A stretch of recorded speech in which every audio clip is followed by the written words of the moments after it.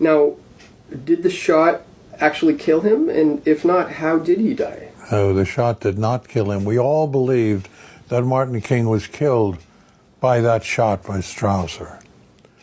He was still alive when he was taken to the hospital. He was being worked on in the emergency room of the hospital.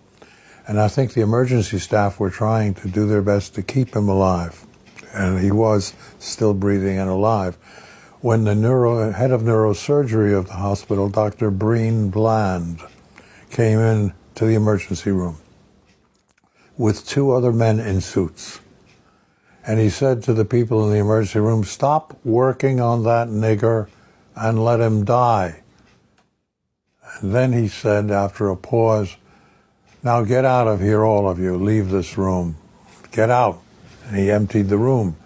And as he was emptying the room, a surgical nurse was the last one out.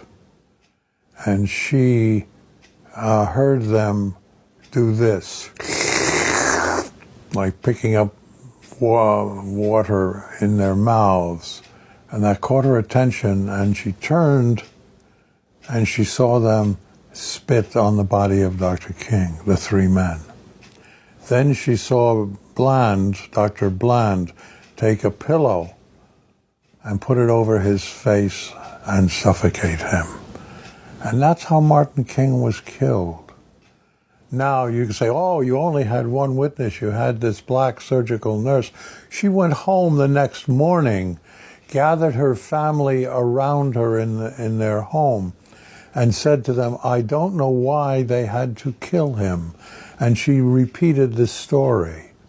And it was one of her sons who, under oath and under video deposition, told us all this story about how it happened.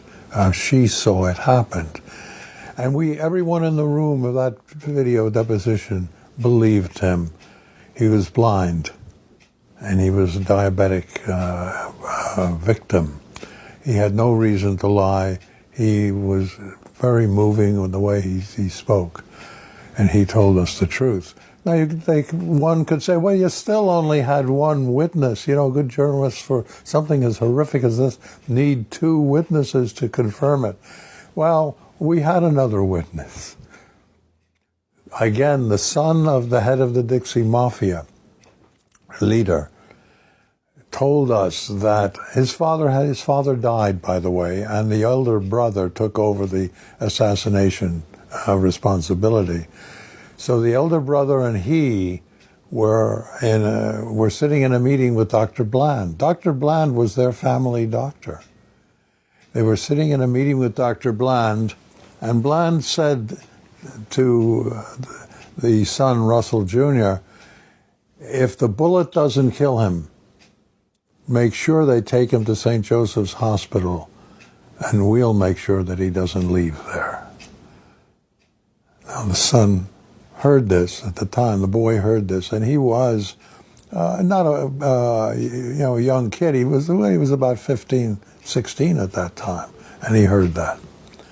And this was a 2-day, multi-hour deposition that I did of him that brought out a lot of these facts that we otherwise never would have known. And he today is in a hospice, I believe, dying of cancer. But he wanted to get this truth out, off his chest and out of his mind, the involvement of his family in this case. So there's still a living witness alive today? Well, he was dying of cancer, so I don't know how far along he is.